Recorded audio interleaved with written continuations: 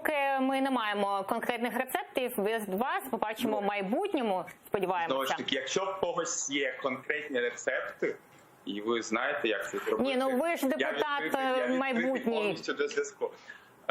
Пані Альбіна, депутат – це представник народу. Який допомагає народу. Який допомагає втіленню ідеї народу. Тому якщо в когось є ідеї, які можуть через мене, як депутат, як інструмент втілитися, я з радістю прийму. Це крута відповідь, але для громадського діяча, який, ну, я так само можу сказати, що я буду робити все для того, аби було все краще. Як? Буду робити. От, в принципі, така розмова, ну, це смішки, знаєте, як казав мій підполковник Сміхуйочки, але все ж таки, ну, маємо серйозну справу, це ж політика. І навіть зараз, коли заходять люди, ну, банально там підготуватися. Перший законопроект – це банальне питання, яке ставлять ці журналісти до кожного депутата. Це банальщина. Утім, от мали вже одну розмову, потім ще впродовж ефірів будемо витягати інших нових слуг народу.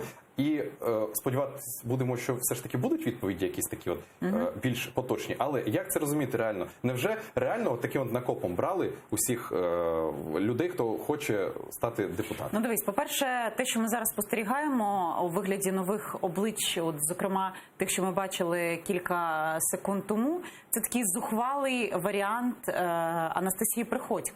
Якщо, друзі, ви пам'ятаєте інтерв'ю, яке було в мене в «Рандеву», де вона розповідала про Криві Дула, про Юлю Умну, і вона не має жодних взагалі навіть міркувань про те, що вона буде робити в Раді інституційно. Тобто я думаю, що вона не розуміє системності існування там, а по-друге, вона не має конкретних кроків, з якими вона туди йде. Чому вона туди йде? Ну от я думаю, те саме можна спитати всіх, кого ми щойно з тобою назвали, і ще багатьох, тому що більше ніж 250 місць в парламенті буде мати партія «Слуга народу».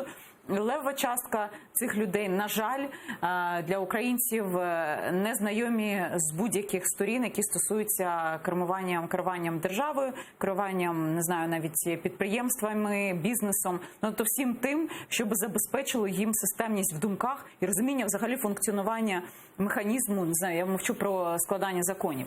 Тому деградація, яка спіткала українське суспільство останні роки, це, знаєш, така дуже мішана історія, міксована всього негативного, що ми увібрали в себе, живучи в Радянському Союзі. Тобто, незважаючи на всю утопічні ситуації, я впевнена, що це буде остання наша помилка.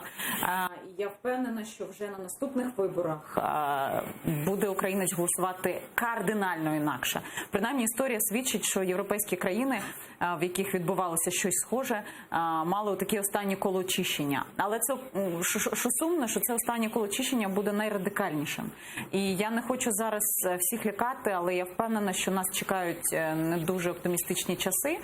І я буквально вчора спілкувалася із друзями, які мають дуже яскраву проукраїнську позицію з культурного сектору, які говорили, слухай, ну доведеться нам наново обнуляти ту історію національної ідентичності, яка була, і нині вже готуватися до яскравого супротиву всьому, що може змінитися, зокрема, починаючи з мовного закону, тому що декомунізацію дуже важко змінити, її можуть локально, хіба що там, як синдром Кернеса з Жуковим, та хіба що локально можуть в якихось містах Південного Сходу щось там змінити, але декомунізацію масово вже не змінити. Але от багато інших речей, зокрема, там мовний закон, ряд реформ, які були здійснені, все це за умови такої монополізації влади, свого прем'єра, більшість в парламенті, безумовно, все це буде змінюватись. І я впевнена, що ті українці, які голосували за «Слугу народу», ще не раз будуть кусати лікті, але, на жаль, буде пізно. Єдине, знаєш, що мені сумно у зв'язку з тим, що я не впевнена, що ті, хто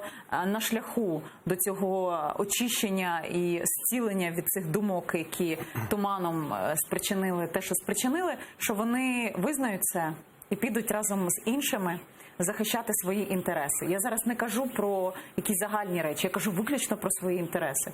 Тому скоро вони зрозуміють, що ціна на газ, на паливо не зміниться. Холодну воду вже будуть підвищення. Холодну воду підвищення ціни. Ми дізналися, 15% ми дізналися про це вчора. Сьогодні вже заява від Разумкова і команди «Слуги народу» про відсутність 4 тисяч євро чи доларів було зарплати для вчителів.